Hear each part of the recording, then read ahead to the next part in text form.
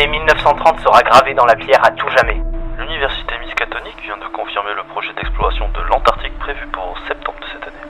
C'est avec émotion que le directeur de la fondation Nathanael Pickman a déclaré hier que la FNP financerait pour 97,3% du budget de la grande expédition Miskatonic.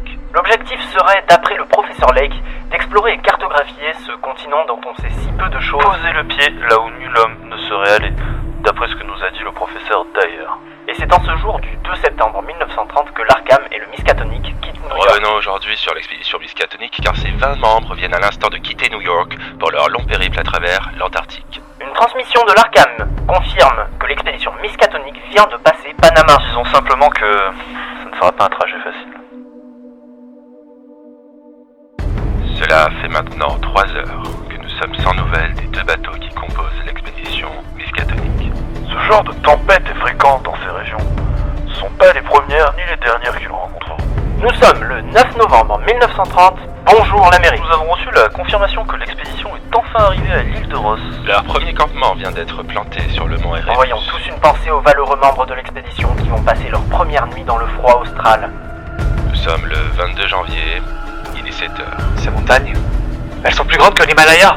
L'équipe du professeur Lake vient d'établir un campement à proximité de ces immenses montagnes. Cette expédition sera certainement la plus importante de l'histoire de l'humanité. Ces 14 spécimens, ils datent de plusieurs dizaines de millions d'années avant nous. Cela pourrait complètement bouleverser notre vision du vivant. 4 heures maintenant et la tempête balaye toujours le camp des montagnes Miskatonic. Une équipe de sauvetage a été dépêchée dès que le temps a commencé à se calmer. Ce 25 janvier est un triste jour pour l'expédition.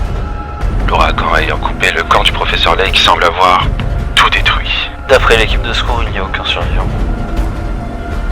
Le professeur Dyer semble être de retour de son vol dans les montagnes. C'est confirmé, l'expédition quitte l'Antarctique. Bien que tragique, cette expédition nous a tellement apporté. Qui sait ce que l'ESM trouvera? Bon, les Starkweather sont des irresponsables. Les gens sont morts là-bas. Il ferait mieux de se remettre en question. Personne ne devrait y retourner. Les avis quant à la réussite de cette expédition sont mitigés. Et la fondation Pickman refuse de se prononcer à ce sujet.